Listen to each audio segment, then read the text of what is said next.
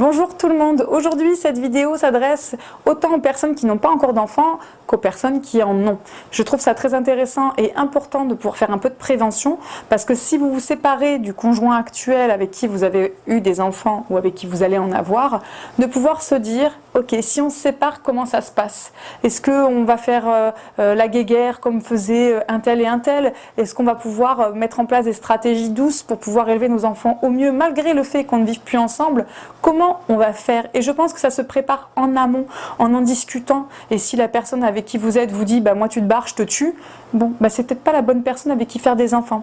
Je suis en train de faire un livre justement pour guider les parents à toute la vie qu'amène la parentalité justement, et je fais aussi un gros chapitre là-dessus parce qu'il est important de pouvoir bien choisir la personne avec qui on va élever des enfants, qui n'est pas du tout la même personne avec qui on va juste vivre si on n'a pas de projet enfant. Ça c'est beaucoup plus facile. Par contre, cette grosse partie-là nécessite évidemment un choix de partenaire bienveillant, bien construit pour pouvoir, si il y a séparation, qu'il y ait une séparation douce. Parce que j'observe que quand ça pète et que c'est compliqué, les gens ont déjà un gros problème d'ego, ont envie de se venger, et du coup c'est les enfants qui trinquent, comme on dit, ils sont au milieu.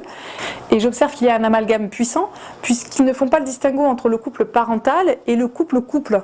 Or, le couple-couple, ok, il est en train de se désagréger, mais le couple parental existera tout le temps. Donc qu'est-ce qu'on va montrer aux enfants?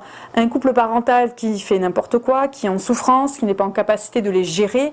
N'oubliez pas que vous êtes des modèles pour eux, même s'ils ont 15 ans, vous êtes un modèle. Donc si vous montrez que vous vous séparez dans les pires circonstances, ils ne pourront pas intégrer qu'on peut se séparer en bonne instance.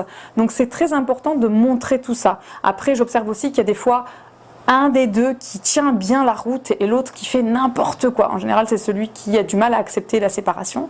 Et donc, du coup, voilà, il y a un déséquilibre. Heureusement, le parent fort et puissant, on va dire mentalement, arrive à accompagner les enfants correctement et à apporter un équilibre. Mais l'autre qui a tendance à détruire et à abîmer, à être dans la malveillance parce qu'il a un profond mal-être, va abîmer vraiment sa famille, tout simplement. Je trouve ça compliqué. C'est pour ça que de penser correctement cette séparation avant d'avoir des enfants vous permettra de savoir un petit peu comment l'autre pense et quelles sont les règles que vous allez pouvoir vous fixer dans ces moments-là. Ça pourra vous faire un petit rappel. Et même si tu m'as trompé, et même s'il y a des grosses dettes et qu'on se sépare à cause de ça, je serai toujours présent ou présente en tant que parent. Voilà, face à toi, pour nos enfants, toujours. C'est eux qui comptent. Votre ego, il va falloir le mettre à un moment donné de côté. Voilà, je vous remercie infiniment de m'avoir écouté. Je vous souhaite bon courage parce que c'est pas facile et on nous apprend pas tout ça. Faites du mieux que vous pouvez, 4e accord de Toltec. Je vous remercie, je vous dis à bientôt.